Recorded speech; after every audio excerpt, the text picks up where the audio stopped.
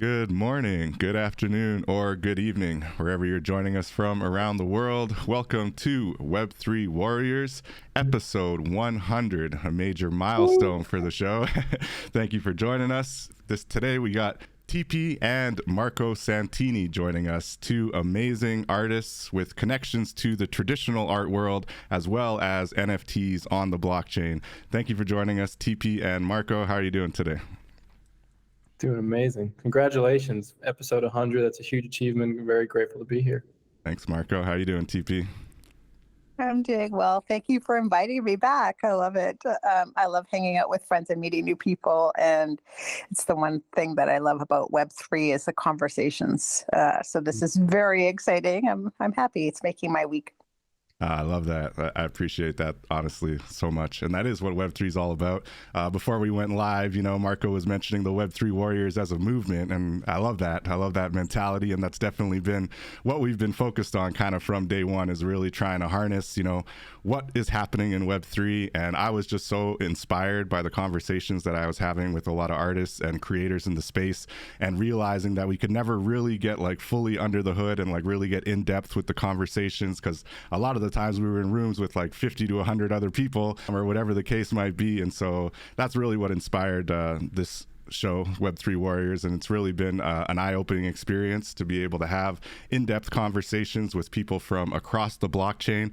I want to thank all of our listeners, all of our guests over the 100 episodes. Really, it's just been more than anything inspiring to hear the feedback, I think, from the listeners of the show, and really those especially who maybe don't know that much about blockchain and Web3, and they tell me, it's really inspiring to hear from artists who have been able to lean on the blockchain and on crypto technology to actually support their local community or invest in a school for girls or whatever the case might be, just really being able to help push things in the right direction on a social level, on an economic level, and really just kind of promote economic sovereignty and freedom in this new kind of technically savvy way. And we also often say, we coming from a kind of gaming perspective, and the idea that the NFTs really are kind of gamifying life, like they're bringing this new digital opportunity to any creator out there in the world to extend into the digital world and actually get real world value from it. Like, there are ways to sell stuff online,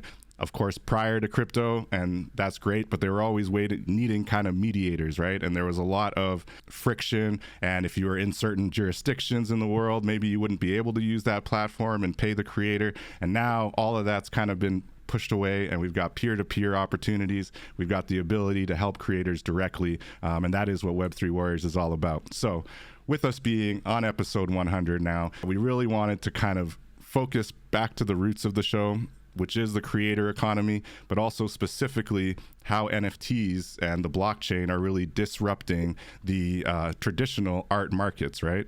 And so we've seen the kind of narrative from day one, when TP and myself were on Clubhouse and enjoying the conversations around kind of this revolution that was seen in NFTs.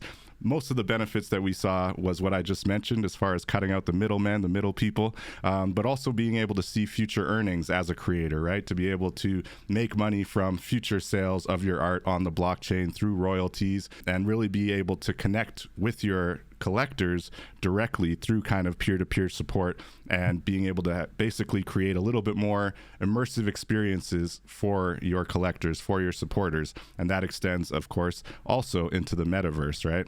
So we're going to be looking at kind of those high-level benefits of Web3, of NFTs, and we want to hear about it from Marco's perspective, from TP's perspective, and how we see it evolving, maybe some of the hurdles that we have seen in the space. We started back at the beginning of 2022 with the show, right on the tail end of kind of the last big bull market. And we've definitely seen a lot of differing perspectives, a lot of ups and downs in the art space, in the NFT space specifically, but even just the more broadly, the crypto space, between regulations, between, exchanges like FTX going belly up. So it's been quite a ride, So we want to bring it back to the art, bring it back to really the inspiration for the show, and what I think is really the inspiration for NFTs as they're currently understood, which is being able to put your art on the internet and sell it through crypto technology, through peer-to-peer technology, in a way that creates more opportunities, not just for yourself, but actually for the collector as well, to be able to be part of.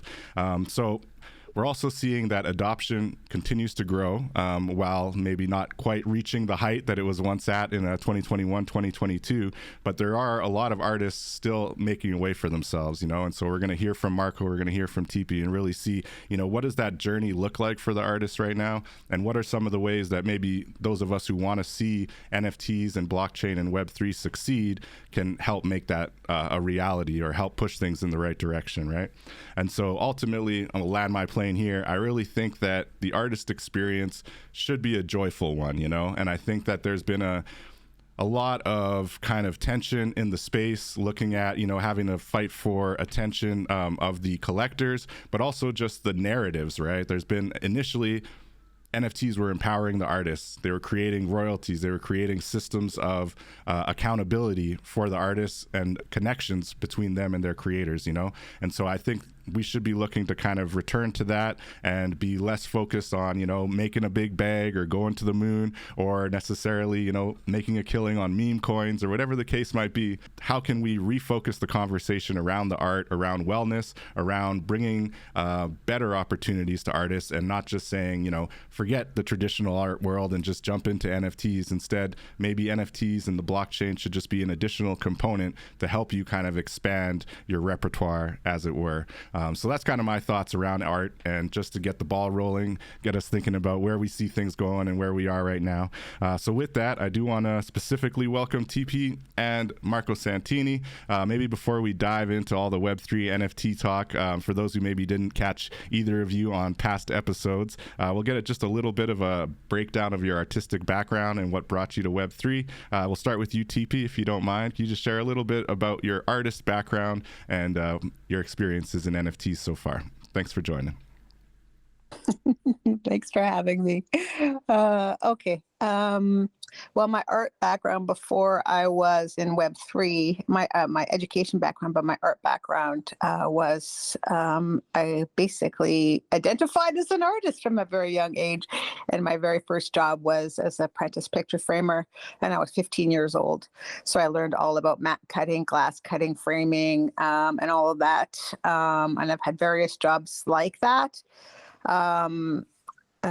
Even as recently as maybe 7 years ago, I worked in a shop where we were doing embroidery. We were doing very, sign making and different things. So understanding all of the different machinery and things it's really fascinating when we talk about output and IRL. Physical pieces and works. So working with traditional photography and working with different kinds of painting or laminating or things like that, all the different kinds of tools of the trade. So that's some of the background that I have with training with output. I have been a graphic and web designer for learning web design through books, self-taught, and did my first websites through Qt FTP and Gen X, by the way, and Notepad. I wrote all my websites on code on Notepad. There was no programs, so I would upload the code and make websites for clients, and I did that for a lot of outfitting companies here in the north of Canada. So that's more my digital background. I'm also an environmental science graduate, working with traditional environmental knowledge and Western science through a program called the Center for Indigenous Environmental Research with the University of Manitoba. And so we had 3 different professors for each course, where normally in traditional post-secondary education, you don't have one. I had a Western science professor that was educated through Western science, and then an Indigenous professor that originated from a First Nation community that went through post-secondary education. So teaching through their lens, the paradigm of First Nations, more cyclical teachings. And then we also had elders from different nations across Canada, United States, that we were given exams on those. So oddly, it was quite different experiences from different elders. So definitely speaking to the diversity of the Indigenous identities, even just here in the North. So all of that kind of accumulates to the understanding of artists. And so I started an artist co-op, and it was a focus on Indigenous artworks. And it was a physical shop the idea was really kind of bringing forth some of the identities and biases that we have in arts, and also trying to further the acknowledgement of the First Nation community. So that included writing. Even I had authors that were reading in the teepees for the children and things like that. So in the artist shop, I did graphic and web design. I had artists. I had made a website where the artists, I did web pages for each of the artists so that you could connect and see for more of their works. So that it was a digital representation of some of the artists in the shop. And some people maybe didn't make it to the shop because they were further away. I had some incredible artists that were more recognized in Canada that were part of the shop, but they weren't. They were part of the website, but they weren't part of the shop. Anyways, it was all about the idea of being able to connect with Indigenous artists. And in that space, of course, I was inclusive. There was community members that wanted to be part of it. They wanted to be included. And I live in an Icelandic community called Gimli here in Manitoba. So there was a lot of Icelandic and Ukrainian folks that wanted to be part of the shop as well. And I'm like, of course, I would do that. So anyways, that's what a co-op is. No doubt. Anyways, that is my background in art, and then came into Web3, but we'll leave it for that one for now, how I got into Web3. I appreciate that. It's very cool. I love the tangible kind of art that you were working with, and then you're kind of jumping into the digital space in the 90s and that kind of era of website creation and all of that. So very cool background, and the art university community is very, very cool, and definitely we'll touch on the Indigenous culture piece as well for sure. Marco, love to hear a little bit about your artist background and what brought you to Web3. Sure. My name is Marco Santini. I am an impact artist. I like to say that I mirror the spirit of communities around the world through collaborative, creative designs.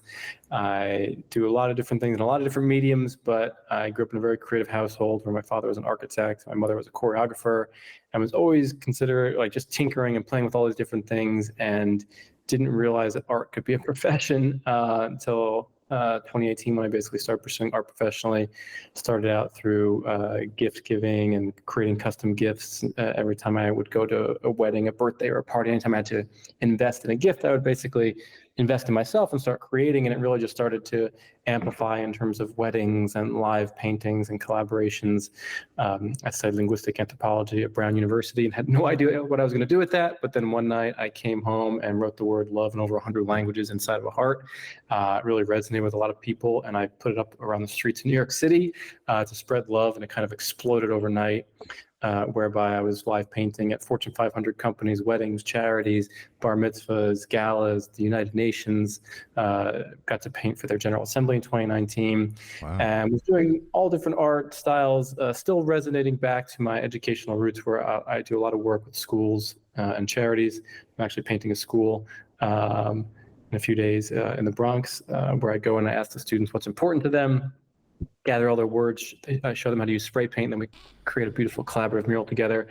But specifically with Web3, I was fascinated originally with NFTs as provenance. And I think that being able to show who owned what at what point and to know exactly is kind of a beautiful aspect for artists to just have awareness if they want to, go to the next level and have people all around the world having your work. And so I turned to that in 2021, selling my first few individually. I've only sold about 15 NFTs in my career, but everyone has been attached to a physical, and everyone has very luckily sold for 5 figures. And so I've kind of been looking at it as an addition to kind of higher end artworks. And when I launched in 2022, my signature series, I started this new idea whereby I take really rare, valuable signed books by some of the art masters, Basquiat, Picasso, O'Keeffe, Dali, and rather than having these books withering away on the bookshelves, collecting dust, not being appreciated, I actually read through them, cut them up, create new artworks out of them, and then got into Web3 specifically to think about what would these great artists be creating if they were alive today. And so I didn't go to art school, so I studied all of them. I tried to get in their minds and then tried to figure out what they'd be creating. And that led me down this very interesting rabbit hole of community and in-person and digital interaction, and I've just been loving this beautiful journey. I actually got to meet you multiple times now. There are in-person events that we can connect at, and just very, very grateful that what I have to share is resonating with people. Very cool, very cool. Yeah, I believe when we met in Miami, you had the physical of the Basquiat book, I believe, kind of cut up there, and I couldn't believe it, and then I didn't make the connection to the NFTs, and you kind of explained the phygital concept, and I don't think you were new to the word phygital, I believe, as well. So it was kind of like we were both like, oh, this is really fascinating. And then thank you for joining the show initially, and then we've had you back on to kind of talk about your journey. Very, very cool. So Tipi, maybe we'll turn it over to you as far as the Web3 side of it. What kind of pulled you into Web3 before we take it back to the art? But what's your Web3 origination story? Oh, I feel like I've said this so many times. This is year 4 for me. It's like, it's a lot. Okay, so again, back to the environmental science graduate, and also the idea that I've been creating for clients digital works for 20 plus years. And so that's my background of working with clients and creating what they want for them. So after I had my artist co-op, which I ended up having to go bankrupt, I couldn't afford to do both as a single income homeowner, and also pay for another facility. I had I wasn't able to do it for as long as I hoped. I'm still hoping to go back to that. That's a little later story. But when I was done that, I was also, as a First Nation person, I was on the class action. I was an eligible claimant on the class action suit against the government of Canada for a 60 scoop, meaning that I was a survivor of the First Nation representatives that were taken from homes in the 60s, 70s, and 80s. And so we were receiving a settlement for that. And I was trying to figure out how to, where I would invest that, how I would invest those monies in a way that would be sustainable and bring something back to my children. So I was looking at ESGs, which were kind of ethical shares in different businesses. And one of the ideas was that there was an option to do where you invest very literally in businesses that have potential to offer sustainable options, or you could go into a business as a shareholder and look to change it from the inside out and help them evolve, which it was called being I can't remember the terminology now. An insider activist. And I like the idea of being an insider activist. It's a lot. I'm an optimist in nature. I totally am. And I think that, when we align with people and we align in a supportive way rather than a versus way, we can make a lot of change. So I like the idea of being an insider activist. And I wasn't sure about crypto, and it wasn't really crypto that motivated me to come into Web3. Was actually my eldest daughter. Sage was in Clubhouse, and she was working in social media with some different stuff on branding. And she said, "Mom, there's a lot of art stuff going on in here. There's a lot of art conversations." It was COVID. And so I kind of went into, when you worked in that app, it gave you some options of interest. Like, what are you interested in? I was like, investing. I was interested in sustainability and eco options and art. Photography. I was also currently in the film industry. God, every time I talk, there's something else that I'm doing. But anyways, working in the film industry. So I had all these different criteria that I was interested in. And all of a sudden, NFT rooms started popping up. And so I decided, I'm going to check this out. There was a lot of kind of virtue signaling, which is really, I see a lot as somebody who's in social justice, environmentalism, as an Indigenous woman, as a vegan. And I always thought, we have to be very careful when we walk that line. Again, that teaching of walking the line between humility and pride is really recognizing where your allies are and who has potential to be an ally. So I really thought I could do something. And the other piece of that was I really like to be a strong advocate for underrepresented communities, meaning I'll hold space.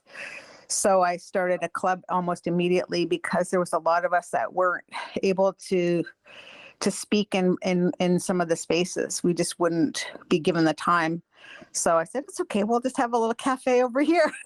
So we literally called it the Creators Co-op, surprise, surprise, and had a lot of different multilingual communities in there, multi-chain at the very beginning. I was on Wax first, Tezos, Ethereum, Matic. I'm on my 14th chain now.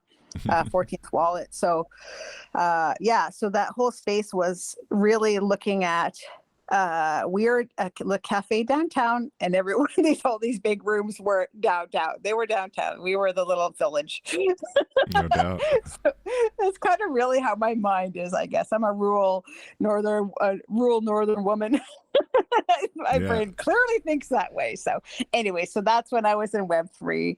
I started in February 2021. I set up NFTP as a website in January 2021. And so since then, I was pretty much just jumped right in there. Insider activist all the way. I love it. I love it. I love that you were starting from an investment standpoint. And really, I also love that your co-op, like basically it's multicultural in Gimli, or it was, right? And then the way that kind of background helped you when you jumped into the Clubhouse space and into the artist co-op that you created on Clubhouse to really harness that same kind of multicultural openness, and also making sure that you're making space for everyone. Because definitely it got to a point in a lot of those rooms where you either had to have a really loud voice and just start talking over people, or, you know, just hope that people would give you the time of day. But I can see, you know, what you did and what you carved out has been really great. And I still, you know, see people commending you for what you did back in those days. I think making the space for a lot of those artists that were really struggling to kind of be heard. So really appreciate that. And I love how,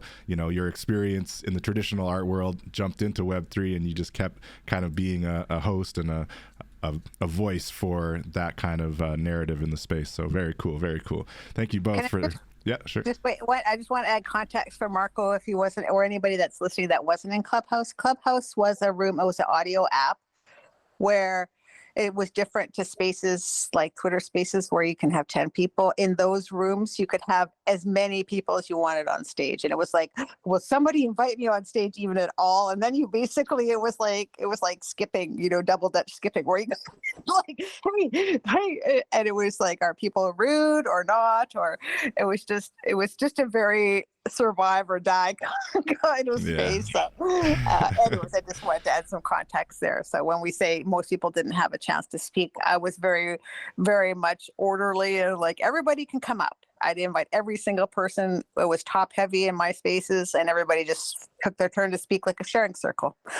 Yeah, it was really awesome. And that's where we met first. And so it's really cool to continue the conversations through to today, you know, where we're trying to build some stuff out here locally as well. So just really exciting to kind of look back and think about, you know, how far we've come and where we're going from here. So with that, thank you for the introductions. Really great points all around. Marco, I love that you mentioned the provenance, because when I kind of, during my intro, was talking about the benefits, I think about cutting out the middle people. I think about, you know, being able to get royalties into the future and actually connect directly with your collectors and your buyers, supporters through the blockchain. And then I think about immersive experiences, the metaverse, being able to add all kinds of utility to these NFTs, but that really basic timestamp of the provenance is hugely important, right? And being able to actually, I mean, it speaks to data, it speaks to the importance of the data, right? So my kind of opening question I'm going to be asking is kind of, what is the state of art on the blockchain, and how do you kind of see us going from here, as kind of a overarching question, but specific to your point about provenance, Marco, how important is that? And do you think that point is being acknowledged widely out there, kind of in the art space? Do you know the Sobeys and the other kind of big platforms for traditional art, do you think that they're or the Sotheby's, sorry, do you think that they're actually seeing the value in that, just the provenance, just the tech being able to kind of keep that kind of data? How do you think that kind of piece of the equation is being understood more broadly, like outside of Web3? Personally, I think the state of art on the blockchain is incredibly diverse and strong. You see a lot of different chains, a lot of different people coming in, different styles, different mediums. I'm inspired by that.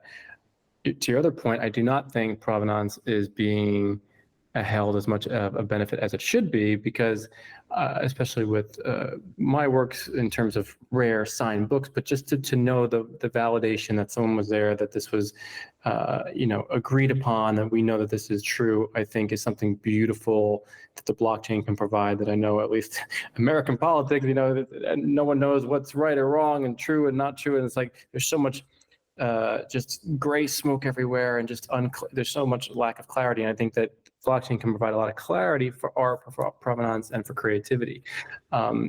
Amongst all your different questions, I think specifically for myself, it's given me incredible opportunities to connect with icons and to have huge opportunities. I mean, I found and created an illuminated book that was signed by Beeple, posted it back then on Twitter, and within 10 days, he's reposting it, and I'm meeting him at a Christie's Art and Tech Summit. Like, that's the power of Web3, that people are open for the most part, wanting to help and just like rooting for each other, which I feel like is an abundance mindset as an artist, not scarcity, like, oh, I need to win, I need to be better than them. Like, I feel like once you get to that next level as a, not only artist, but as a human, you can feel comfortable in your own skin, what you're doing, creating, and sharing that with the world. The other beautiful component is, as we touched on earlier, the idea that it's not just digital experiences, but in-person physical experiences. And one really beautiful thing that I wanted to share with you was a huge kind of professional milestone of sorts. And it really talks about the idea of, it's really based on the idea of resilience. So I was at Art Basel last year, and I was asked by Maker's Place, who I did launch the signature series with, to be part of a after party for the first ever Ordinals conference. And I talked to them. I was like, oh, well, I've painted at conferences, I've spoken at conferences. Is there any way I can connect with the main team? And they're like, no, they don't want to do that. Like, you're just going to do our thing, and it'll be great. And I was very happy with what they did, but I did a little digging, and I'm like, I actually have worked with this team before. And so I connected with the people who were throwing the event. Not only was I hired and paid to paint at the event, but I ended up connecting with the main sponsor, Gamma. And through this incredible relationship and through mutual respect and seeing my work and my style, Gamma has actually brought me in to be creating an illuminated first edition Bitcoin magazine for a Sotheby's launch in a few weeks. What? Congratulations. Wow. That's epic, man. Yeah. One thing leads to another, eh? It's crazy, it's beautiful, but it's this idea that if you fight for yourself and you show up and you do what you say you're going to do, the world will just kind of conspire in your favor. And I feel like that's part of the Web3 mentality, is that there's a lot of sharing, there's a lot of learning, everyone's kind of in this together. And I know there's a range in every world, in every community, but I just feel very excited by the possibilities of what I'm seeing so far. I love that. Making connections. Congrats. So that's going to be at the next Art Basel Miami, or where's that event? It will be from May 22nd to May 29th. Okay. It will be I cut up the physical version. It was so rare and crazy to get my hands on it. I read through the whole thing cover to cover. How old would that be? When was the first Bitcoin magazine? May 2012, so about 3.5 years after Bitcoin was launched. Vitalik wrote almost every single article in that issue. Nice. I read it cover to cover, and like a process that usually takes me about 2 months to read through, understand, take notes, cut up, paint, create digital, like I had to do in less than 2 weeks for their deadline. But I really am excited by it, and just kind of, I think the other idea of an abundance mindset is like, we believe in ourselves and that's why we show up. But I think there is this kind of egocentric social proof for being in the right place, or getting, just praise from other people that can kind of kick in the door a little once in a while. And just to be part of this, and to know that they're valuing my ideas and the style. Like, they brought me into this auction without even having the final piece. Like, they said, we want you to do this for this, and like, trust amazing creativity to make something they haven't even seen yet that I'm going to be selling with them. So it's just but it kind of goes back to you advocating for yourself, right? And being able to have that proof of concept on these different books that you've done, and most lately with Beeple. I love what you mentioned about, Web3 really pushing aside kind of the scarcity mindset and embracing the abundance mindset, right? And we also often say, it's about collaboration over competition, and being able to build together and actually collaborate. So I love that, Beeple was so receptive to your work of art that, that he had signed, right? Can you you just explain a little bit more about that? I know you had the opportunity to sit down and interview him. Yeah. So how did that lead to, those opportunities, and where do you see kind of the trajectory for yourself going from here? Totally crazy. So I get my hands on a book signed by people. I cut it up. I create an illuminated design. I post it on Twitter at the time. Ended up showing it to Dean at the Cosmo team, who's like, I'm going to be with people this weekend. Let me show him. And he shows it to him, and he's like saying all these nice things. I'm like, that's cool. Like, did he actually say it? Like, it was like kind of just a hesitancy. Like, I felt really good about it. But then a few days later, he posted on his page. It gets like over 50,000 views in a day. Like, it just was huge for me. And then a few weeks later, I ended up meeting him at the Christie's Art and Tech Summit, and he's like, oh, you're the guy who cut up my book. And he pulls out his phone and he like shows me the image on his phone. It was like totally surreal. Right. And I would love to, like, I had gotten offers to sell that piece, but I was like, I would like to gift this to you. And he's like, come down to South Carolina. I want to show you my place, the museum, the studio, all this stuff. And we'll interview him for my Illuminated series. So I went down there with my wife, and just seeing how, I mean, studying the book aside, like I truly didn't know his true genius until I understood his work and his story. And I'm very impressed by everything. Totally well-deserved, everything that's ever happened to him. But going down there, it's just so meticulously organized, and this compound of a museum and an art studio, and just very open and talking about my work, and having him, going back to social proof, I believe in what I'm doing and I believe it's something special, but having him say he's never seen anything like it before, how amazing it is, how he could see so many of his artworks in a single snapshot like he usually can't, was really, really amazing. And I think that has helped me with certain opportunities of people who value him and his work and value what he says, and then they're kind of rubbing off on me a little bit. So very blessed to be in this position. I do think I've got something special here, and I'm just trying to figure out the right ways to like tinker and backward forward to kind of get it in the right places at the right time. Very, very cool. Very cool. And I know we've discussed kind of the process of how you find these super rare art books and all this, and being able to track it down, and then taking your own kind of version to it and cutting it. It's very eye-opening and very impressive. So congratulations on your trajectory so far, and I look forward to seeing that Bitcoin magazine illuminated. Turning it over to TP, what are your thoughts on kind of the state of art on the blockchain, whether it's looking at provenance or any of the other kind of key pieces that I think are really the core value that NFTs and the blockchain brings to artists and creators? How are you seeing kind of all of those benefits being kind of embraced by the traditional art world? Are you hearing from artists, maybe former artists or artists that you had been connected to through your co-op or just in your communities? How do you think that kind of narrative is playing out in the broader art world? Well, I love polarity in a conversation, so I'm going to add something other than manifest destiny. I'm going to say something that's completely the opposite of that and talk about diversity and inclusion. And, even in the conversation you just were mentioning about being in physical places, a lot of northern communities are rural. They don't have the same access, the same economies as other communities. A lot of tech is entrenched in colonialism, the lingo, the idea of conquer, the idea of even the vernacular of slave versus, hang on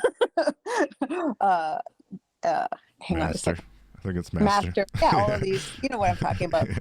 So for me, utilizing tech as long as I have, it's really challenging for me to, justify it. And I've used e-waste the entirety of my NFT experience. All the work that I do is on e-waste, things that I've taken from the garbage that were thrown out. And I work primarily with e-waste. And so I don't have the same access maybe that other people do. And I'm not sure that I want it. Like, if I've had people offer me in this community, computers or Adobe products and things. And I'm like, I don't know that I want those. I like being who I am. I believe in being consistent and staying true to myself. So that means I don't have the same access as everybody else does, nor as somebody that's surviving a lot of colonial trauma. Like I said, the 60s scoop survivor. My twin sister is missing murder, Indigenous woman. She's on the list. And creating art as a second generation residential school survivor, and reclaiming my language, reclaiming my culture. I just don't have the same access points as other people do. And this isn't a sad story. This is just the truth. And it means for me, I don't have the same mental capacity to or desire to go to public places. I like staying in rural community. I find I'm overwhelmed. So emotional states are really important for a lot of creatives in this space, as well as language. So I think it's important to recognize that the art space in this way, Web3 has given a lot of opportunity for rural communities or neurodivergent artists and creatives to connect. And I think that's the major point for me was connecting with international community around the world where at the time when I came in, it was Asian hate that was going on. And I was connected with a lot of my friends and made a lot of connections and with friends in Korea. Matter of fact, they were the ones who called me Tipi. So I was NFTP and I was Clarina, but then they started calling me TP because it was harder to say Clarina. So I became TP pretty early on. So I think it's really important to recognize that not all of us have the same goals in this space. Not all of us have the same desires. And a lot of us are kind of pushing through some of the compassionate weight of being a social activist, and how do we find our way? How do we stay true to ourselves? So a lot of the artwork that I work with is, dystopian. I call it my series TP5, which is dystopian science fiction. And it's through my lens of cultural healing. I talked about that a lot. I'm not going to get into that so much here. But I think it's when I look at tech and we think about what is our future. One of the things I was reading the other day, and they said, this is a culmination, this point I'm going to make, because I took a note on this. There was two different things that I was listening to in podcasts. One of them was whether AI was our future and what does our future look like. And they made a point that they said, for the first time in history, we don't know what our future looks like in 20 years. We don't know where we would normally have said plant crops to our children. We taught our children to do that, right? That this is from a Western science. And I was like, that's really interesting. It was like the future of AI and what does our future look like? And I thought, that's really fascinating. And then I was listening to one podcast from somebody who was an Indigenous professor. And he's really talking about the future of tech and the idea of you mentioned gaming a little bit, but you talked about the idea of gaming where there's the four X's, which are explore, expand, exploit, and exterminate. And that kind of ideology is the way that tech works. So a lot of the ideas of going in and conquering and building that way. So it's really, how do we do that? How do we tell our stories? How do we utilize all of that? How do we have conversations that are intellectual, provocative, and really kind of staying true to ourselves? So I think the space does do that. It gives it a lot of opportunities for us to do things that we haven't done before. And as far as the art world, I don't know. I mean, remember I just said I had the artist co-op and it didn't succeed. Maybe it didn't succeed. It was a thread. It's a thread that I was pulling, and I brought it into Web3, and I want to take it back again. It's like, what could I do differently now? Because we've built that digital networking. We've built it. And so we had this opportunity that maybe outside of the IRL space and the physical space, we can make sure that networking is still happening, because these conversations can happen in a shop with a gallery like the one that I had, 7 years ago. So I think there's a lot of potential and the way that we're using multimedia in the space. And there is this one last thing before I don't want to ramble, but the opportunity to be an activist was really important to me. And I wanted to acknowledge that I had met with Patrick Amadon through a space that I was invited through community. And I wanted to say this because he and I and a number of other people were being censored. So some of the content I had created was being censored. I had been actually invited by a Canadian organization to a show, and then my work didn't show up. And so that's another conversation where our work is actually not showing up in places where they're utilizing our voices to say that they're representing us or we're being represented, but we're not actually being shown. So I've seen that and heard that from a number of different people. So anyways, I met with Patrick Amadon. We did a space with a bunch of people. And then he brought me into curation with Click Create called Digital Disobedience. And I love that. So I created a piece about the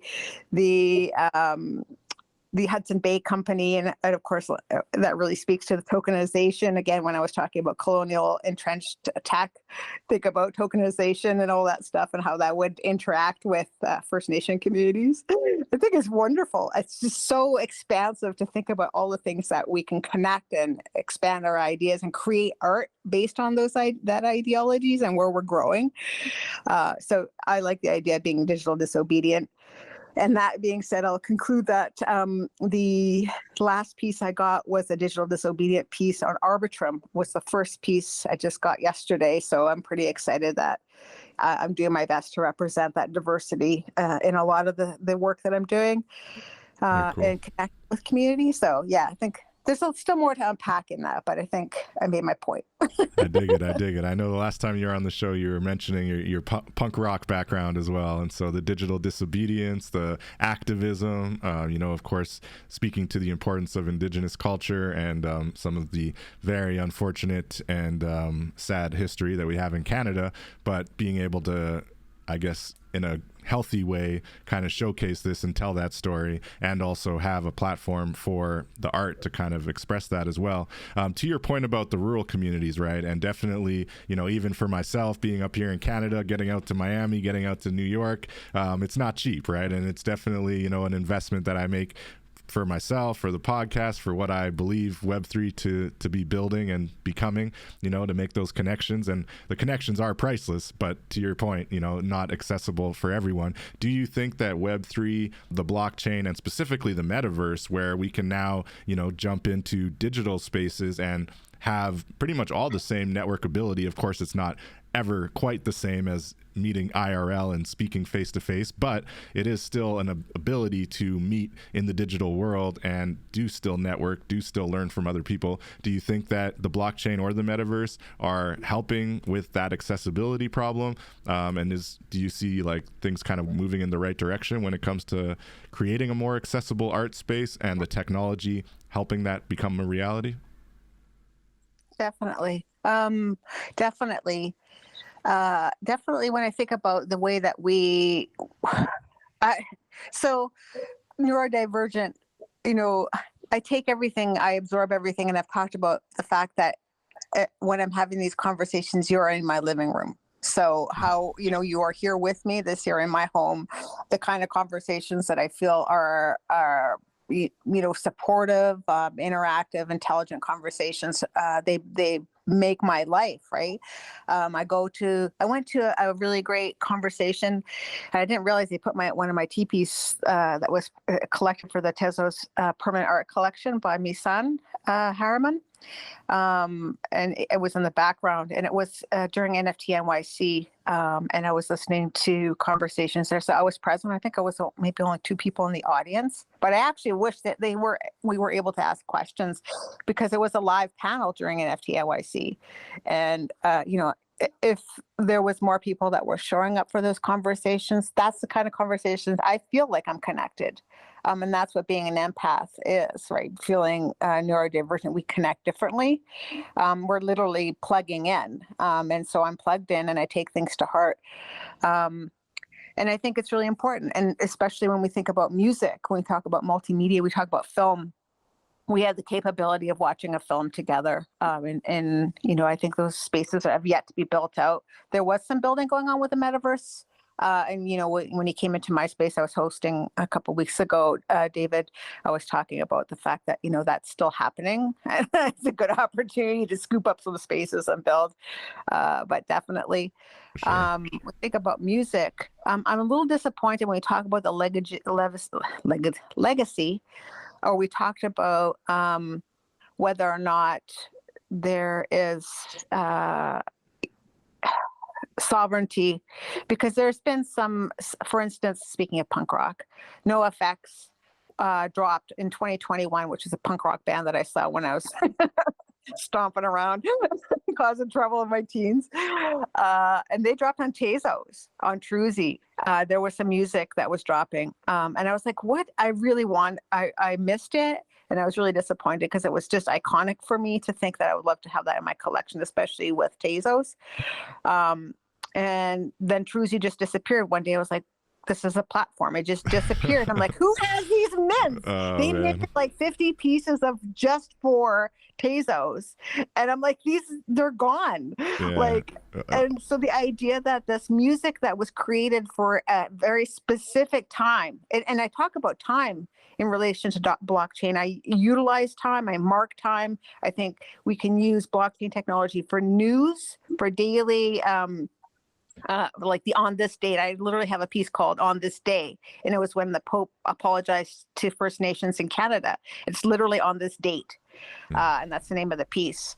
So that time in history where NoFX dropped on Tezos created music for that time, that iconic time of 2021 is gone, and it was something important. And I don't think people understand that we're creating something here that is a legacy. And when these platforms close up shop, which you see happening, right? We see this happening. It's like, how is there another way that we could do something with that data?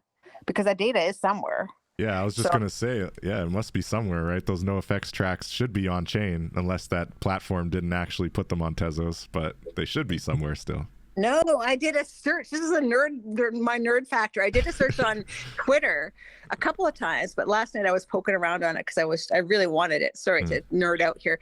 And I was like, who has one? And I found one guy who says he has it in his wallet. I'm going to totally message him and go, I want to know if you downloaded it, because some people move stuff around right from wallet to wallet. So I'm like, if it's not on the platform though, you know, it's like, how do we get that back? And I don't know, but that's the kind of thing that we're talking about. Is it really there? Are we really building something, or is it disposable? Is it disposable data? That's the question that we have to ask ourselves, but I'm a bit nerdy. Okay?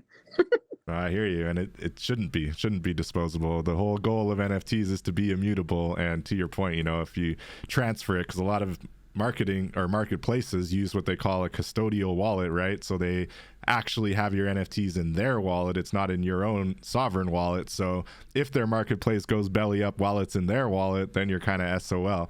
But if you make sure you transfer it to your own sovereign wallet, then you should be good. But definitely a lot to consider there. So changing subject just a little bit, I want to hear some inspiring stories. I think you've both kind of shared a little bit of what's brought you to the blockchain and some cool anecdotes from your experiences so far. But if you had to put a pinpoint on it, we'll start with you, Marco. What would you say is kind of the most inspiring experience that you've had on the blockchain with NFTs so far?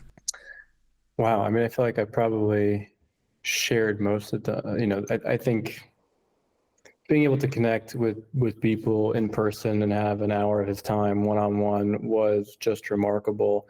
You know, before I was really in the thick of the crypto world, I'd heard of, people selling for 69 million and all the rumors and all the people who were jealous saying all these different things about it. And I was like, did the person get a house with that? Was there a crazy, was there something else that came? And it was just so easy to fall into all these traps. And then when I read his book, I'm just like, he has the ability to create across so many different genres. And he's just been able to stay so dedicated to his craft. It was so admirable. It's like, it wasn't until I did this deep dive in reading this book and understanding my respect for him grew and grew. And it rubbed off on me. Ever since meeting him, I've created an everyday, over 120 designs now.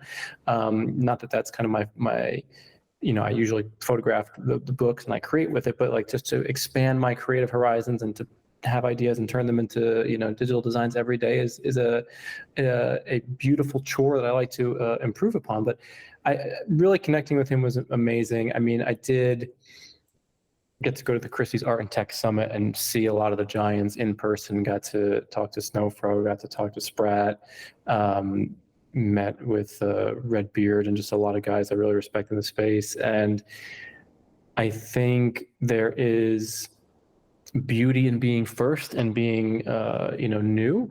But I think there, once that happens, you have to kind of keep going. I feel like there's almost, some people say maybe there's like a Mount Rushmore of creators, and because they were first, because they're the first person who did this, and I benefit a little bit with that and what I'm trying to do with these illuminated books, but it's really a space that kind of opens it up to everyone. So my best moments have been many of them.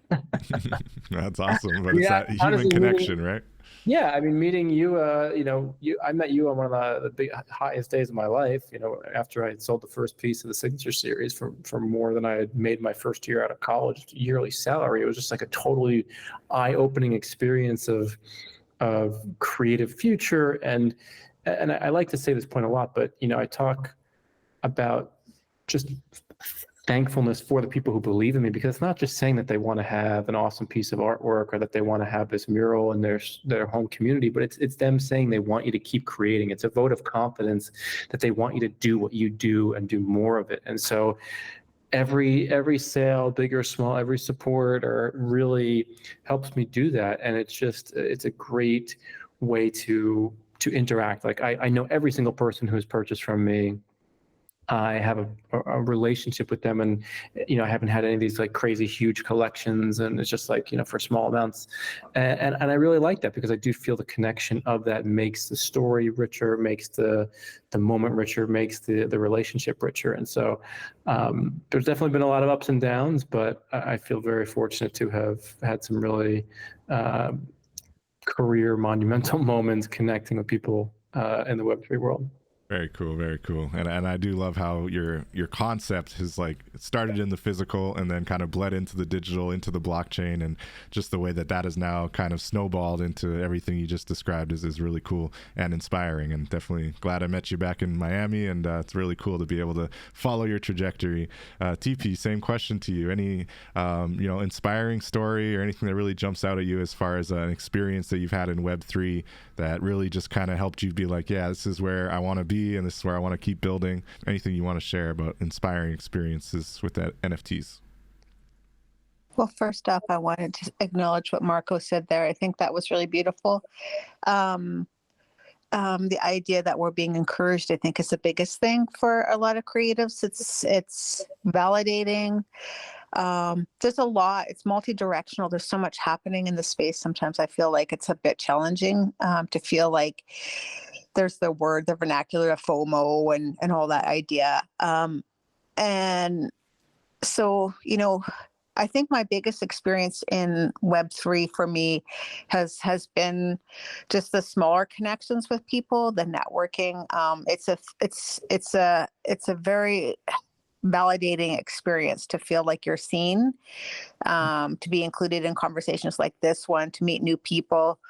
And it's hard as a creative, because a lot of us, there's like the very first experiences with being a creative for me, I found it really hard.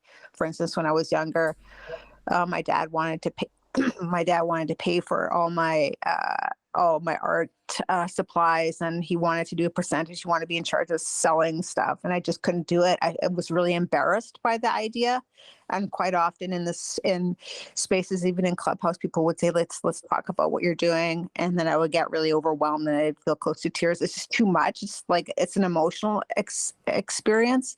You talk about the dailies. I create a lot of art. And it's just like this is a TP5 for today. It was kind of creating a mood. And it's always mixed, right? It's just different ideas and different things. So the idea that people will connect with some of that, or you can tell stories with your artwork and people will relate to that. It's very interesting experience to me.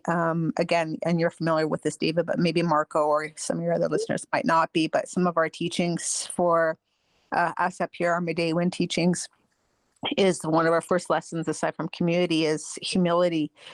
And it's where you advocate for others, not yourself. And so that's really hard. So I often overthink I'm over emotional about how I post things. I don't know if I'm supposed to tag people. I don't know what the rituals of social medias are.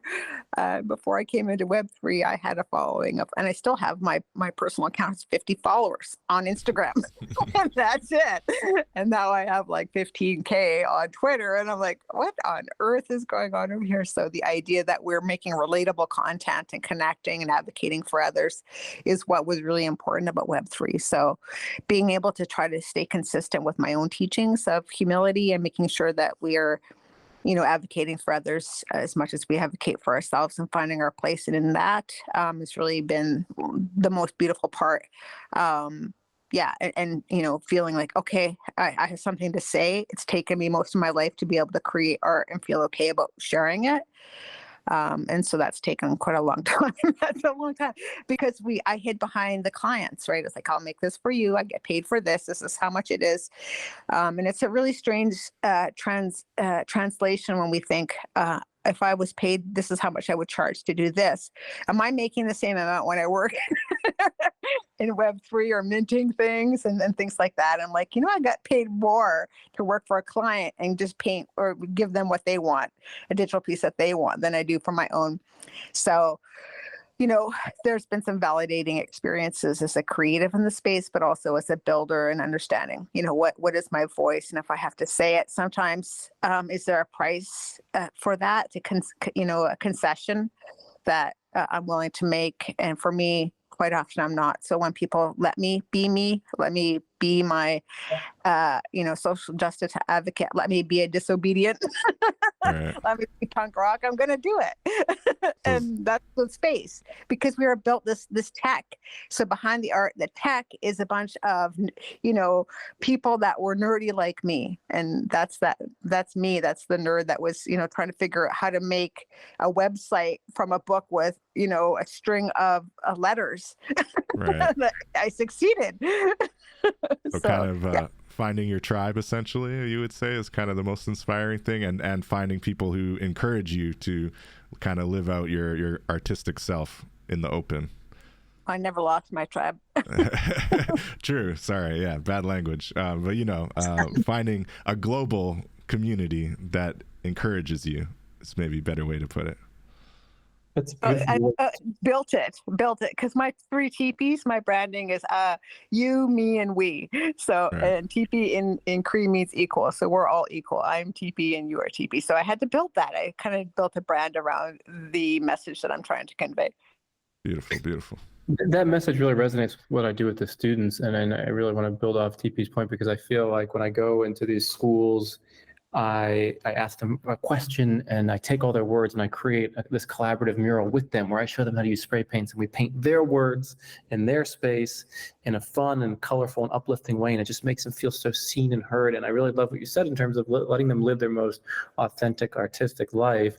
And it's not just, I find it important to do that for kids because sometimes they don't see that as an option, just to show them the importance of that. But even as adults, for the full spectrum, I mean, just allowing, supporting how we can, but showing people that it's okay to be them as they are in their creative, in their most creative way, I think is such a beautiful gift to be there for someone in that way. So I wanted to second that and say how important that is to me as well. 1000%. Amazing. That's great, inspiring tidbits there. Thank you both. I am curious now. Tipi mentioned being multi-chain from day one, essentially. I think she started on Wax, which I've never even made an NFT on Wax. I think I collected 1 or 2 back in the day, but I'm not very familiar with it. Marco, you're only minting on Ethereum right now, right? Have you had thoughts towards another blockchain? Have you looked at kind of the markets, whether Solana, Tezos, have you looked at any other blockchains? Are you interested in that? Or do you find that you're kind of finding success in Ethereum and you're just going to kind of hunker down and keep plugging away? I think all artists should be open to all opportunities, and this Sotheby's piece will be my first ordinal. Oh, so right. I think that is, a nice branching out of sorts. I don't have any allegiance to any chain, although, Ethereum has been the first one I did and had some success with. So I think they all come with their benefits and their detriments, and it's kind of should be open, just in terms of what TP was talking about earlier. Like, you want to have all these creative processes in your tool belt, so you never know when you're going to have them. Same thing with the chains. Like, you want to be able to understand them and use them, so when something comes up and that you're aware of it. I think that's a big part of the Web3 community, is just understanding similar ideas in different ways, like how it's translated differently. Cool. And when you look at that Sotheby's and the ordinals piece, was there an educational aspect to that, or was it like, hey, you've probably heard of ordinals, we're going to be doing something, we'd really love to have your art? Like, how into, like, did they try to tell you about it, or were you already very familiar with kind of what ordinal's doing as far as inscribing art onto the blockchain? I'm actually curious about how they're going to manage to do that, because I think your pieces are a little bit heavier, right? And the ordinals do have limitations sometimes on the file size. So I'm just curious how much education there was when they told you, or when they asked you to submit art for that. I feel like I had the best masterclass in live painting at the first Ordinals conference at Art Basel last year, because I literally was painting for 6 to 7 hours, listening to all the speakers, asking people what Ordinals meant, had all these conversations with everyone there, and I was just like absorbing all the information, and that really kind of resonated in such a beautiful way. To your point, yes, it is a little tricky in terms of file size, because I am starting with photos and want to have the crisp ideas, especially for some of the smaller text that I want to be legible from the magazine. I am currently working with their team in terms of being able to translate certain ideas, and there are really some awesome websites out there. One is, I think it's actually called, Squoosh, the Squoosh app. Lets you like kind of play very, very easily with the size and the resolution, number of colors, and the quality. And I highly recommend that. I just started working with that. But the one thing I really pride myself on is that every single NFT I've sold so far, I learned the technology. I pushed myself to learn the animation, the style, and I created all of it. With the ordinals, there are a few, it seems like, kind of computational layers that you can add on at very, very small file sizes that can add to some of the animation or some of the style. And so right now, that is the beautiful growing pain that I don't have the luxury of too much time with. Because I was going to say, that sounds like some serious tech. You have to, a little bit of, I don't know. Yeah, learning curve, not a lot of time, but luckily the Krome team has been really helpful in terms of sending me links and understanding a few things and having me work with their dev team. But I will definitely keep you posted on it. But I look forward to seeing it, and I'm wondering if they're going to have one like high res version they show like on a site, and then the actual ordinal maybe is a slightly scaled down version. I don't know, but I'm curious to see how that goes. And very cool. Definitely have a landing page to that point. I mean, I had a film crew here filming the process of just like how it came together, because usually, like I said, this takes about 2 months. I had finished it on a strict deadline, so I was able to do like a very nice time lapse and kind of getting the process and talking about it a little bit. So it is going to be a landing page with all the information, but the actual ordinal will not be the same. Maybe slightly different. Yeah. Very cool. No, I love it. That's awesome. So cool. Ordinals is one. So Tipi, having opened your 14th crypto wallet across different blockchains, I'm curious if you would agree. It sounds like Marco's saying kind of it's a tool, right? A toolkit, and understanding, different blockchains as different tools maybe. But also, can all the chains win? Because back to our earlier point, about immutability, right? And you just mentioned a marketplace that just disappeared. So if anyone had their NFTs stuck in their custodial wallet, those probably disappeared too, unfortunately, right? So when looking at the blockchains overall, maybe it's a wax, maybe, a lot of people seem to think Tezos is definitely not going anywhere, but that would be heartbreaking, right? If Tezos somehow, had a critical failure and just went under and I lost all my beautiful art on Tezos. So I'm just curious, do you think that all chains can or will win, or are you concerned about being spread across different blockchains like that? Just any thoughts around, the importance of being multi-chain and how you're kind of navigating that, TP? Well, first up, I want to acknowledge Marco again, because he said something and I was like, I think a lot of people forget that we have our own artwork. And so that quality, every single piece that I've ever created, sometimes we're limited, for instance, we'll say 50 megabytes. And you're like, that is terrible when you work with MP4s. I can't do anything with that. Or they'll say you have to submit a GIF. And I'm like, I can't even present that on social media properly. So quite often, what we do and how we do it is a misrepresentation of the final the file handling, right? So working with files, you can definitely work that into the inscription. Is like, this is not the final, this is a capture of what it is. So I mean, I think that's it, and that's kind of my segue to what kind of responsibility do we have with our artwork? It's me, it's my artwork. Anybody, I feel 100% confident I can recreate anything that I've ever minted. And I have my own catalog of information. I have my own data. It's my own data after all. It's all mine. So whatever chain it's on, if you're having really good conversations with collectors and community, you can say, you just reach out to me and I have everything, you should have a list of your collectors. You should know where things are going. I think that's a kind of accountability we have ourselves and kind of whether or not we're it's our measure of, progress, I think. Right. So I have no fear about that. As far as multi-chain, to me, it's a lived experience. I'm living life right now. Every time I try something new, it's a new community, it's a new interaction, it's new introductions, it's reconnections, it's high fives, and it's a lived experience. And I think you can't take away from that whether or not something disappears or not. It's my experience. So my quality of life is these connections, as I mentioned before. And I think that'll continue to grow. For me, one of the biggest things is really unraveling, and I'm kind of sleuthy with tech. I really I want to do that. I want to figure it out. Like even with Patrick's latest drop, which was his piece, the disobedience was on 4 chains through Transient Labs. It was ETH, was it 4 chains? Sol, Base, and Arbitrum. And so when you went to his site, it just said it was basically a C drive, and you couldn't figure out what the heck. And I literally got out of bed. I was like, how the heck do I solve this problem? Because I was like, you have to input something there to be able to see it.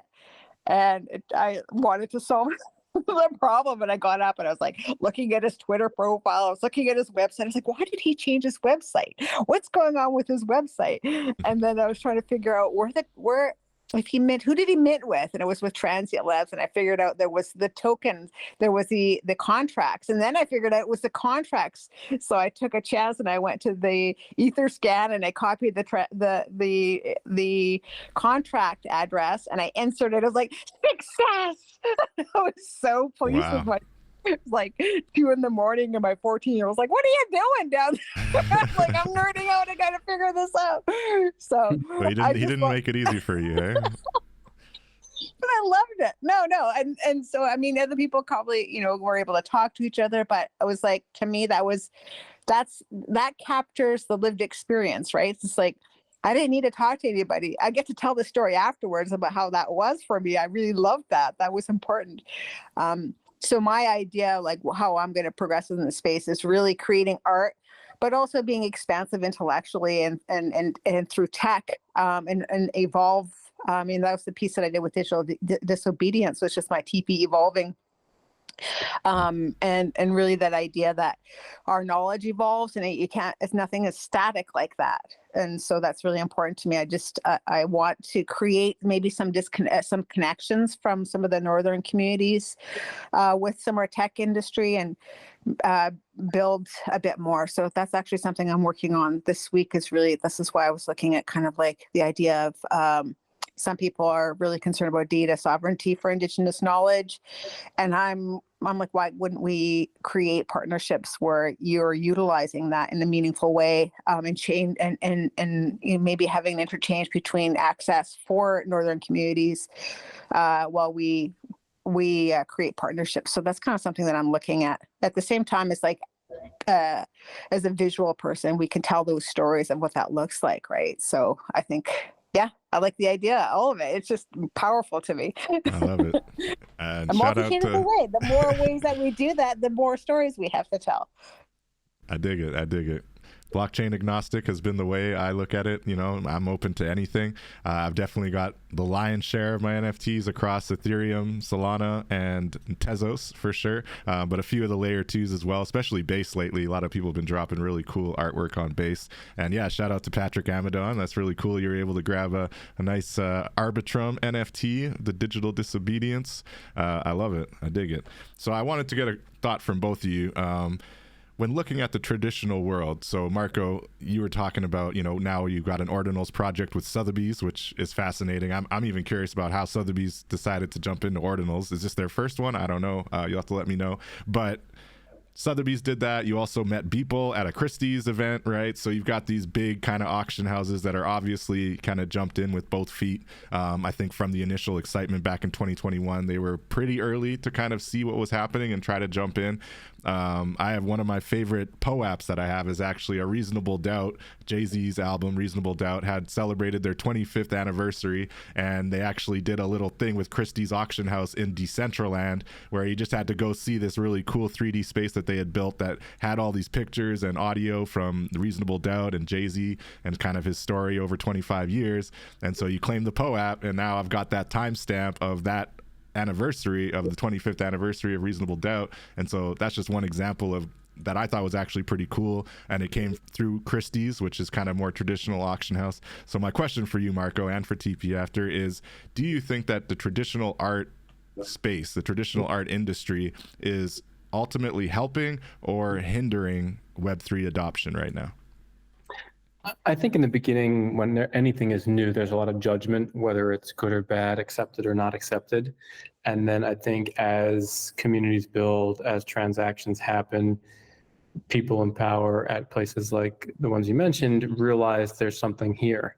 And if they're smart, they say, we can make money off of this. As long as people are buying it, we'll go for it. And so I think there is a way that they are adapting.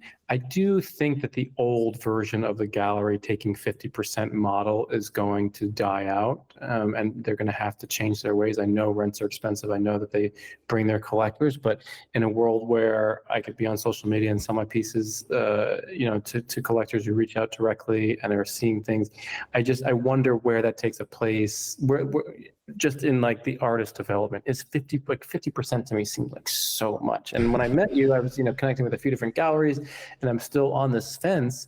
It just seems like, given that I have to spend very often a lot on these signed books and the nice frames, like there's a specific investment I put in to then see that. But if they're bringing the buyers and they're doing their thing, I feel like that's a different story.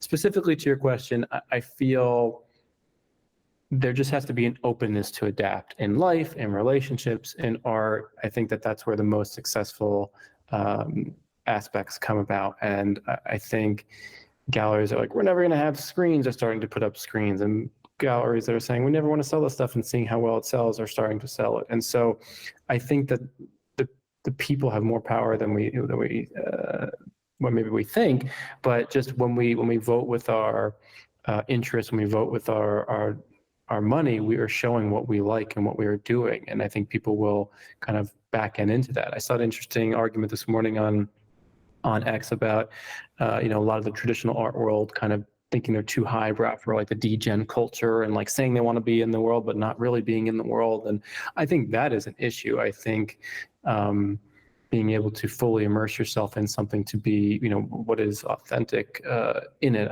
I don't know, but being your most authentic self, I know we talked a lot about that. I think there just has to be an acceptance that this is weird and different. We're all trying new things here together, and we're going to see what happens.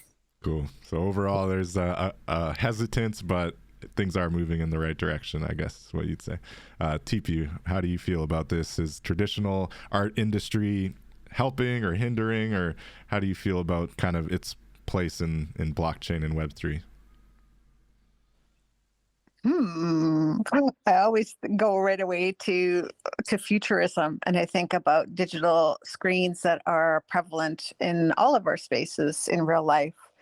And I think we're moving, especially with the kind of I wouldn't say magic, but the preoccupation with technology right now, with AI, with what we're doing, with space, with travel. I think that there is this more openness. There's a pathway that's been opened up for our digital art to be an experience for others, to connect. There is more recognition of maybe moving from art spaces, moving from ad spaces to art spaces. And I think that's just that's just a reality that's going to happen. Whether or not, I mean, I see that. Would you rather walk through an urban center and see art, or would you rather see, a Benetton ad or whatever the heck is? I don't know what they. Maybe I'm showing my age. Is Benetton even still around? Yeah, they're still around. What? Anyways, but yeah, I think that's the experience, and the other aspect of that is the whole avenue of social media, people trying to figure out the value of making something like you can pay for a subscription for an app, or you can create content for yourself, right? So there's the whole content creator marketing aspect of your own work. And I think Marco was just talking a little bit about that. Like if we're paying traditional art spaces, we're seeing at this point, and I've noticed this a lot in the last year and a half, a lot of boutique galleries now where people are setting up digital spaces, and pretty much you can rent a space and get some screens and plop them up, and all of a sudden you're a gallery, right? So that's happening. I mean, I'll take advantage of that if I can do it. But what is the goal of that? A lot of the artists right now, it goes back to, isn't it funny? It goes full circle back to the point I made about some of the artists not being shown where they thought they were being shown, and whether or not the artists are fully supported in a proper way. Like if I'm your advocate in social media, are you giving me content that's usable content for my portfolio? And if you're going to validate that as a justifiable medium, then you actually have to add the professionalism to it. And I think there's some things, there's a lot of learning still with the space and the way that artists are treated, and by those that are marketing spaces where they're featuring artists. I think they can do better, and so once those are checked off, I think we'll be able to have a bit of longevity. But yeah, right now it's just still a bit topical. Would you say that the traditional art spaces, the galleries, are still basically catching up kind of thing, and just reluctant to embrace, like Marco's saying, whether it's screens, whether it's the actual token? Do you think it's just a matter of basically catching up? Or does it have to be like a real cultural change, TP? Oh, I just think we're building it, right? So we're having these conversations, and if we're having them not a versus way, again, as allyship. And I think that's the way that I work in the world. That's truly how I see a lot of things. And so when we have conversations that are like, it's not combative to say, I would, if you're going to include me and my following in an advocacy for your event, I would like professional photography done. I would like you to find somebody that would volunteer, and they have that reciprocating social media content themselves to say, I was a photographer that did all this stuff, right? There's a lot of opportunities, a lot of professional marketers in Web3, photographers, event planners. I was logistics for a film festival here. I know how to handle events. There's just some things that need to be done. And I think there needs to be definitely a bit more I can't say that word, professionalism in event planning, so that we really feel that we have a solid foundation for us to say, this is our artwork, and let's make room for it. And then once they're executed in a very beautiful way, where we have our portfolios that demonstrate these digital spaces, that's the advocacy that's going to change some of the way that regular screens in public places will handle our artwork. Yeah, that's a great point. I think we're both fans of Tezos, right? So Tezos got a lot of heat after the last Miami Art Basel because of the way that they kind of threw up screens on this big central pole, and they had kind of the cords from the screens hanging down. It wasn't quite, well managed, and so they called it the Tez pole, and the whole Tezos community started making these memes about the Tez pole, and they were just really ripping it up. But at the same time, Tezos was just trying to promote some of the art on their blockchain, trying to have an event at the Art Basel, and to your point, maybe hadn't really fully thought about how to most professionally handle this art and curate this art and display this art, because it's almost an afterthought, like, oh, we just have to make sure we get the art submitted, and then we'll just make sure it goes up on screens, it'll be fine. And to your point, I think there's not enough of that really thorough kind of like professional handling of the art. And frankly, I've been guilty of this as well, trying to put on satellite events through a couple DAOs that I work with, and it's can easily become an afterthought, because getting the art is the hard part in your mind, but the reality is the actual hard part is displaying it in a nice way, and then, like you said, actually capturing the content and getting photos of it and pushing it out there, and that's the real value for the artist, right? So just great points all around there. And I don't know, like, what do you think about that as far as being an afterthought? The Tesla poll. Okay, so you got to picture how perfect that was for me. It's actually, they had my one of my teepees up, and it was a photograph of a teepee in the forest in the north here. And it was the one that was for the Tesla's permanent collection.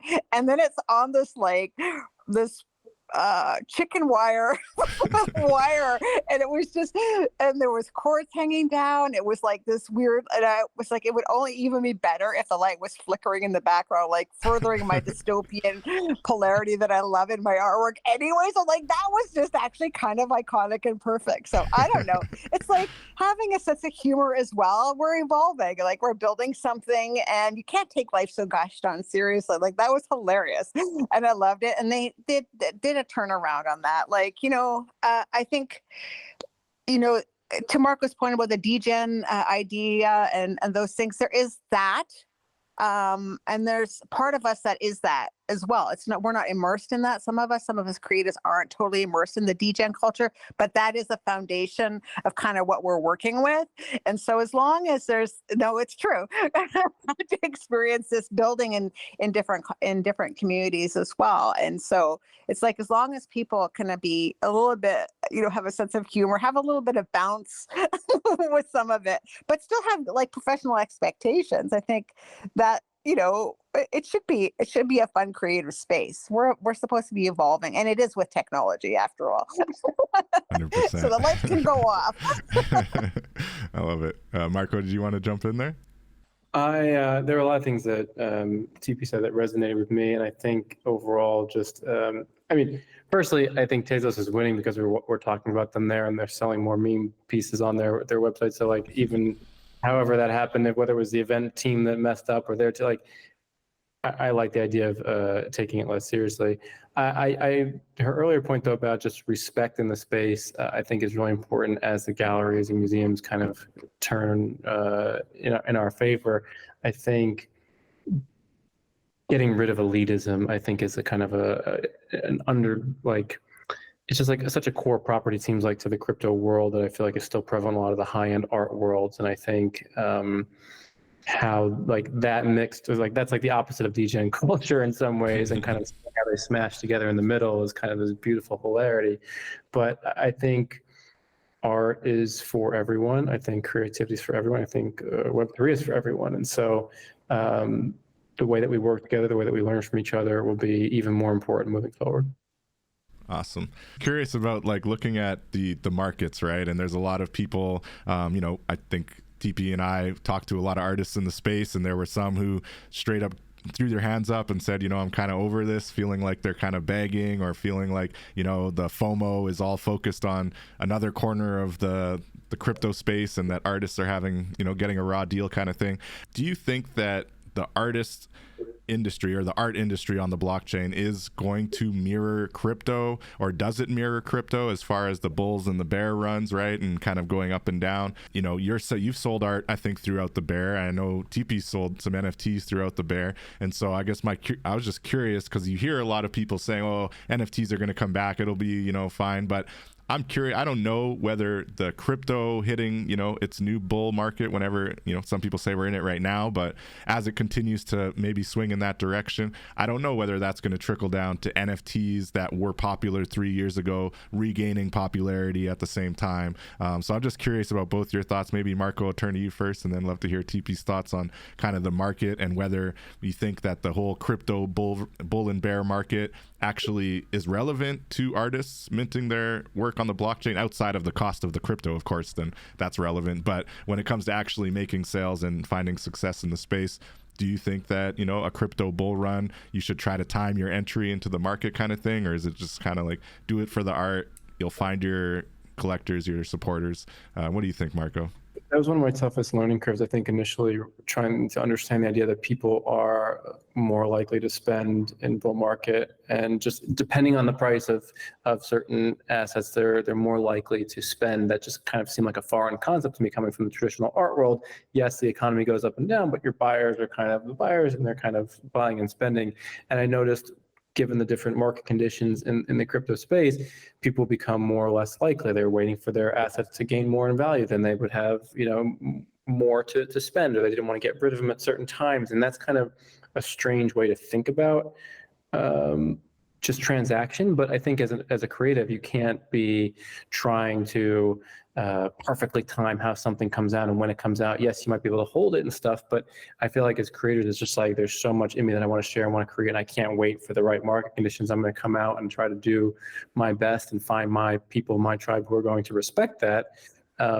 And you just don't want to hinder yourself. You don't. I feel like as creators, we want as much freedom as we can to create what we want, when we want, whenever we want, and putting the pricing conditions and the economic conditions, all together kind of constrain that creative process and how you want to be your truest self. So I think you can't let it stifle you in any way. Yeah, so even if it does impact, don't let it kind of be your defining factor of how you time your art, kind of thing. Yeah, I mean, I got pushed back initially with some of my pricing for my signature series launch, and then I sold the first one within 1 hour VIP opening, and it was like kind of a vote of confidence. I do believe that you're going to find people, it's going to be harder to find more expensive sales than it is to find less expensive sales. But as you build a track record, as you build a product that you appreciate and a brand, I think people are going to love you no matter when the market is, no matter what the market is doing at that time. Amazing. TP, same question to you. How do you feel about kind of whether it's timing the market or just anticipating the market? Do you think that art on the blockchain is impacted by the crypto bull and bear runs, and how should artists navigate that, if at all? Oh, this is a good one. I'm going to share a story. And it's when I first came in 2021, of course, that was the beginning of the year. And it was that was full. It was full on, let's go. Yeah. And so I was meeting a lot of different people. And I met somebody, his name is John Parks, concept artist, incredible artist. And so one of his experience is he was selling works on Ethereum. I think he had started in 2020. And so he had a big, strong collector base. And he was really selling works for it was just crazy amount of ETH, like 10 ETH was his floor, 15 ETH was his floor. And then he was minting in that time, and eventually he was getting messages from his collectors that were saying he was minting, so he would lower the price because it wasn't collected right away. It was kind of like, I have it to go. I don't want to speak his story, but this is what he told me in a space where I was featuring concept artists, and he was one of them. Cool. And he was saying that because his floor was dropping, his collectors were getting upset with him. And so what he ended up doing is he ended up spending 30 ETH to buy back pieces. Wow. So that he could raise his floor back up, which is insane.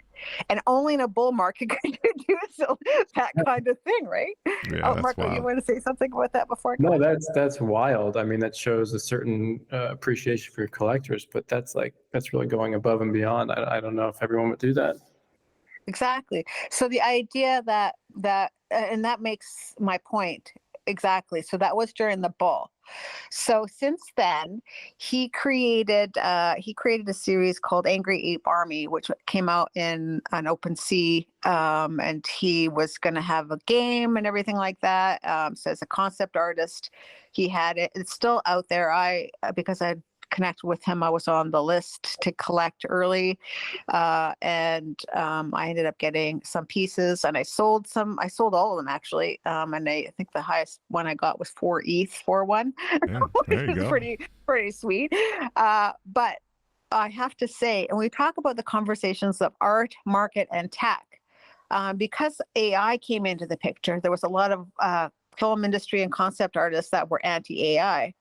And so a lot of artists, and I do air quotes with that when we talk about elitism or being positional in our ideologies, that he stepped back a lot and he put out anti-AI. There was a meme that was going around saying anti-AI, and then people disappeared from that. And that's not. I'm just telling the story. I'm not saying whether or not it's bad or good. But as far as the market, what happened to all those holders of those apes? What happened to all that artwork? What happened to the future? Is that a rug? Do you air quote again? That's still there. It's kind of like the idea of what do we owe our communities, and what do we owe when we build that? We sell that work, and we're professionals. He's a professional artist, a concept artist. So the idea that we have works in this, and we're fluctuating whether or not we're going to build, we're going to sell, we're going to, would he have been better to, this is just a question, would he have been better to just stay the artist, right? And so sometimes I think that's that kind of, I'm really interested in seeing how we could, I'm saying this generally, how we could build further. How can my art, tell a bigger story? And so the markets will impact that for sure, because I've seen it. Yeah, I've seen it and I have questions about it, right? So it's like, now is not the time to do it, or it is. And what happens? What are you getting from it? Is it a social media presence? Is it a political position, an allyship that you want to promote? So there's always some metric for why somebody's choosing that, right? They're trying to make some statement. So he was, I believe, an advocate, and maybe still is. So I can't speak for him, for blockchain technology, and was building on it, but the technology kind of went in a different direction, and that's kind of what tech does, right? Yeah. It goes, and do we stay when it goes in that different direction? And then for him to kind of, I'm not saying he did this, but if, maybe AI just turned him off and he throws his arms up and just kind of walks away from everything, to your point, that PFP project, which definitely when I look at the PFPs, those will, I think, mirror the crypto bull and bear a little bit more, because you're going to have, as we've mentioned, kind of the degen activity around the PFPs a lot more, people wanting to flip it, and congratulations to you being able to sell a 4 ETH PFP. That's pretty amazing. But to your point, would that be considered a rug pull now because that creator kind of walked away from it? A lot of investors would say yes. And to your other question, would he have been better off plugging away and sticking to kind of art for art's sake and not trying to make like a bigger, broader PFP collection? Now, financially, my guess is he probably made pretty well on the PFP collection, so maybe he wouldn't be better off. But now if he's gonna, on the flip side, be the subject of criticism, people calling him a rug puller, who knows what other problems that might lead to, maybe it wasn't worth it. But that was a really great kind of case in point to the question about the markets and kind of how the NFT industry, and specifically art NFTs, may be a little bit more immune, I would say, to the ups and downs of the market, as opposed to, like you said, the PFP collections and some of the more kind of degen meme collections and things like that. But great point and great example. Well, here's the question: Does the tech eat the artist? That's what I wonder. Because if the bigger you get, the more people, the more input, the further away of control you have on what you're saying and how you're doing it, right? So there was a lot of people that came into that project. He was working with a team. The more voices, the more diluted you are. And so that's something I think that, we have to consider as creatives in the space as well. That's the nature of tech and art. It's completely, we're trying to build a symbiotic relationship with, well, I'm not quite sure if many can walk that path. 100%. Marco, did you want to chime in on that at all? I just hate the idea of letting external factors determine how and when you'll be creative. I just feel like, to me, creative freedom is the greatest gift, to explore what you have to share and thinking about how market conditions affect that. I think the fear in that is, right, you don't want something that no one appreciates or buys, but you also don't want to stymie your own creative process. So I think there's a right time for everything, and sometimes we're early, sometimes we're late, and sometimes we're right on time. And I guess it's kind of trying to figure out the proper balance between all of that. 1,000%. I love that. That was a great summation. I know we're hitting the 90-minute mark here, so I want to respect everyone's time. I appreciate you. It's been a really, really amazing conversation. As we're winding down here, I wanted to get your thoughts specifically. What is kind of something that you think is the biggest selling point of NFTs? Now, Marco, you've mentioned provenance. Tipi has mentioned community and being able to really, reach this new global community and build a new global community and get encouragement and also give encouragement. So the collaboration essentially. But when maybe you're trying to sell it, or maybe sell's not the right word, but encourage friends, artists who you think would find success or at least find value in the NFT space. What's kind of the main selling point that you would use to kind of encourage others to jump into NFTs? Maybe Marco, we'll start with you. Yeah, I mean, like I said, my biggest aspect is the provenance, but I don't think it's the biggest selling point to other people. I think the way I've seen it is that it's an add-on for the typical trad art buyer, that you can have a physical piece of mine and then for the same price get a complimentary NFT. So really, I'm trying to make it as win-win for them as possible to help them see the value and bring them into the conversation. I think that as more and more people do that, it'll just kind of have a bigger and brighter, more educated market. But there's pushback. There have been some pieces I've created when I had a piece that I showcased at the carousel in the Louvre last year, and I sold it for crypto, but the buyer just didn't necessarily want to purchase the digital component to it. So I think there are people who will want it for their own specific reasons. I think that's part of the beauty of the art world, is that there's a range of buyers and interests, and just have to be kind of open to what the possibilities are. I am a proponent of it. I think I see the value in it, and I think without being preachy and without being annoying, sharing that with some people will get it, some people won't, and we'll have to live with that.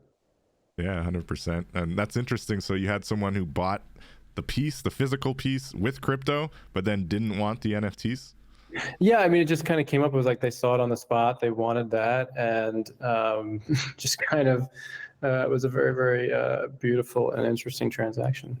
But cool. That's just one single example. I've had people who I was going to make an NFT piece of no, I just want to buy the physical piece and hang it on my wall. And not everyone sees the value in it. That not everyone has a screen. Not everyone has the crypto, and that's just different segments of one huge and diverse art market.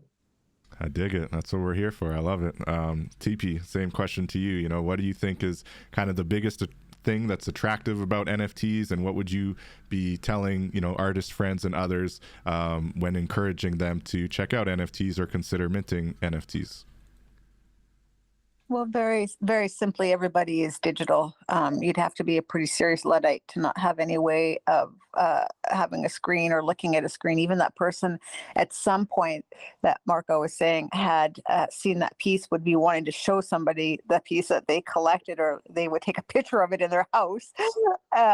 And it's digital. It's digitized at that point. So why wouldn't you want the provenance to say this is the quality of the digital experience, and you can have this quality of digital experience. This is my, I'm the artist behind it. What the final output is my decision. So I think the reality, for me, just to convey to people that we are already digital. And again, I think people forget that we have ads, we watch televisions, we watch films, we listen to music. It's all digitized. There's a great show on the Spotify in Sweden, and how they evolved there. It was a really interesting storyline on Netflix I just watched. It was really cool. But the idea that it's a huge leap, I think people get lost in the currencies and the translations, when in fact, if we just start with a very simple fact that we are digital, we're looking at digital screens all day long, and they exist, and they have for 25, 30 years that we've been doing, like I said, websites and stuff. We created the JPEG, and we've still done that. A lot of the stuff that is created for print on shirts, all the marketing, everything that we're doing is all digital, even the literature. So I would just remind people that digital is still here, is part of the future, and is part of our past. So it's not that much of a leap to really recognize. It's just how are you collecting that, or how are you storing that so it keeping the data is something that's that final output is the artist's right to share that in a way that represents them, and be able to say, that picture, all the information that's in that picture, I put it there. These are my words that go along with the story, rather than I just say JPEG 1030p. You get to say what it says behind that imprint. So I think it's an important thing to just stick to the facts. It's digital. It's been digital. It's still digital. That's it. I like it. Keep it simple. The digital world is expanding. It's growing. It's now has real world value thanks to cryptocurrency and technology. And you have this ability now to really reach out and monetize your artwork in this digital space. So it's a good way of kind of breaking it down.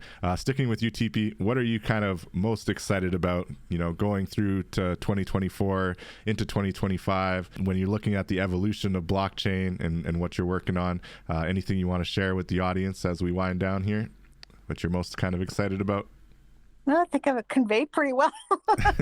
Probably a little bit too long about my passion for being a creative. No, it's just the connections for me are really important. And also, again, doing that legacy work where it's coming full circle, where I started in a physical, I started digital, physical, and trying to let people give more information. So in that art space that I had, that physical art space, I was trying to say, you can connect. There's more work you can't see in a physical space. There's more history here. There's more story to tell. So when I had that website set up with each artist and their profile and links to their work, that was all digital. And if they had the opportunity for somebody to say, oh, I want this, you can collect that piece. I had people that were buying artworks that they came into the physical space. They drove all the way down from they were in the middle of the United States somewhere, and they came back like 6 months later. So the expectation that we have to sell things immediately it's kind of a false market. Sometimes people need to be able to see it and revisit and kind of look at the history of the artist and stuff. So I think it's important to still have those connections and keep building those. Have gallery events and things like that. So I don't want to come off in any way that I'm judging anybody. Our stories are ours to tell. The experience, for instance, of John Park and what stories he was telling there about floors, those are conversations. We didn't even get into the fact that there's a whole bunch on secondary. I've never sold, I don't think, the PFPs I sold on secondary, but I've got over 1,000 pieces. And I'm like, I still have to, I'm year 5. I'm going to be, maybe I'll start selling some of those works that I collected on secondary, because that's a whole other thing I haven't even unpacked yet. So it's a learning curve, right? How are we doing? So I think keep learning. That's my only message. And that's what I'm doing. Love it. Keep learning. And the secondary market is an important point. I did mention kind of the royalties and the ability to actually see what's happening in your secondary market and ongoing into the future forevermore, right, when it comes to selling those. But definitely, I think that, and maybe a collector conversation is maybe another one we're going to have in the near future, because that's an interesting conversation around when to put your NFTs up for sale as a collector. Personally, my main rule of thumb when it comes to secondary, which I do list stuff for secondary here and there, is I always put it at a minimum of 4x whatever I paid for it.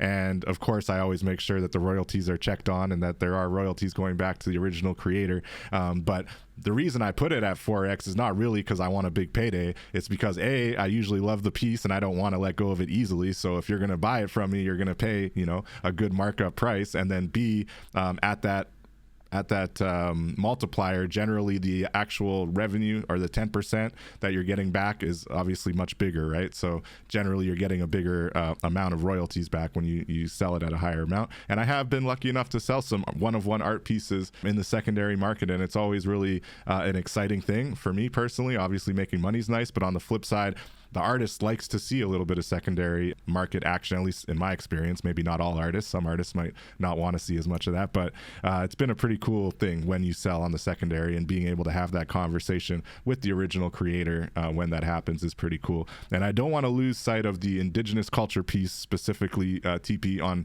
what you've created here, and the fact that you are connected, like you said, to your tribe and to your local community there. How are you navigating the conversation about blockchain technology, specifically looking at the indigenous context? And do you see a great avenue for yourself and your community to really create some change, essentially, and bring some needed visibility and even maybe financial support to the community through blockchain? Oh, just very quickly, I don't want to belabor my points. I think that a lot of the signaling of the community, and when we looked at layer 2, proof of work versus proof of stake, or the conversations that started at the very beginning of NFT building in 2021, there was a lot of hashtags of clean NFTs and things like that. There was pushback. I'm not an advocate of that kind of signaling. That I think it's alienating people. It's adding judgment to people that maybe haven't been equipped with all the information.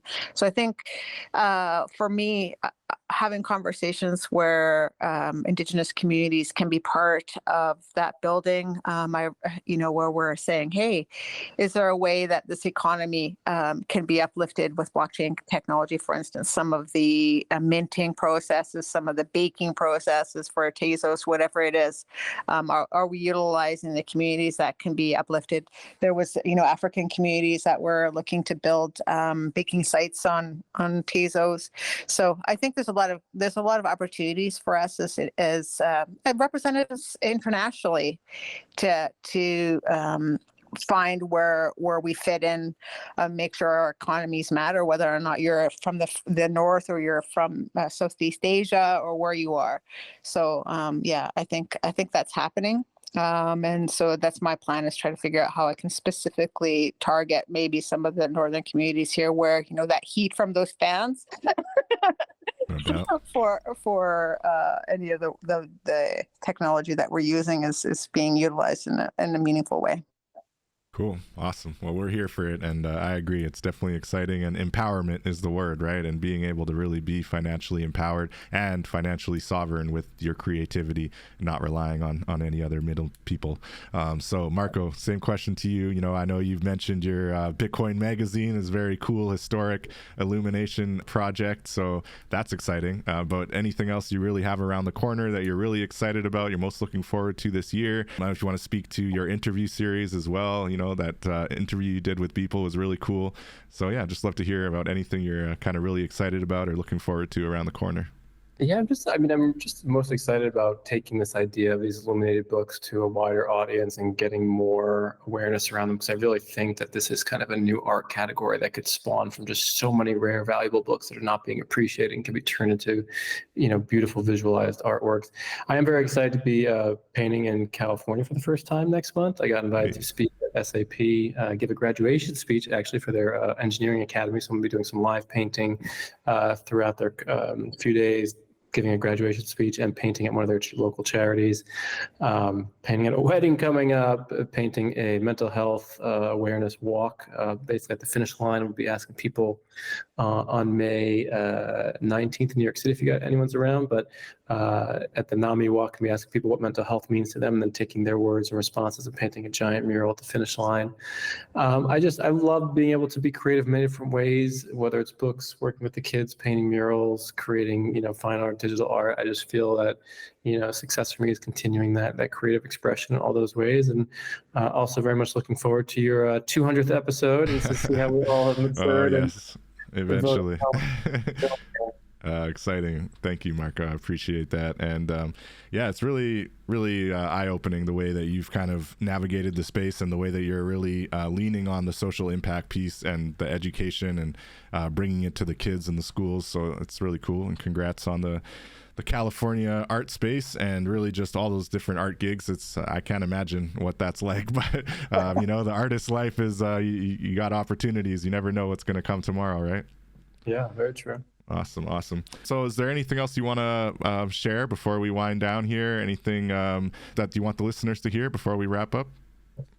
Ooh, I just wanted to add, because Marco just mentioned mental health awareness, and I actually have a piece which was an homage to my twin sister that is on for the entire month of May for mental health awareness with Peace Inside and Sheila Darcy. So that's in NYC this for the month of May. So I just wanted to say, yeah, that's something that I'm passionate about as well, and really work towards kind of making sure we're walking and telling our stories in a way that's meaningful. I think it's the creative journey, right? Try to figure out how do we do this without keeping it together. So it's an important. There's a lot of stories to tell and a lot of ways that we support each other. So.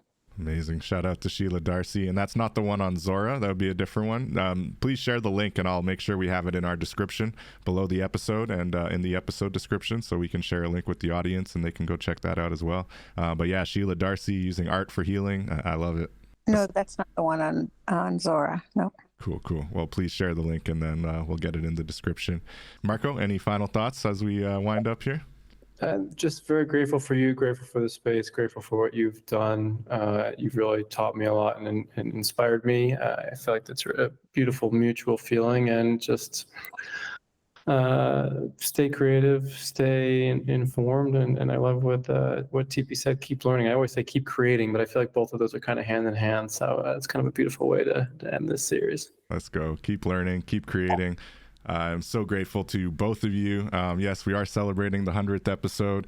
For anyone who wants to check out our NFT gallery, you can go to www.web3warriors.io. It's a NFT gallery, corner of the metaverse, very cool kind of nostalgic gamer vibes there.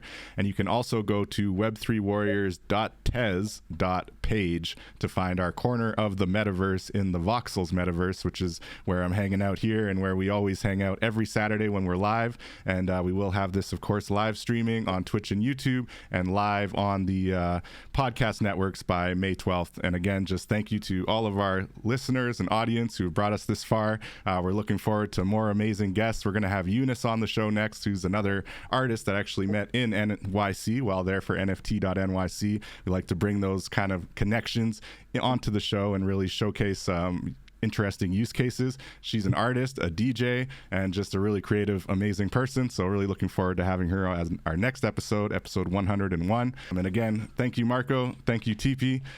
Until next time, we'll catch you all in the metaverse. Peace out. Take care. Make witch.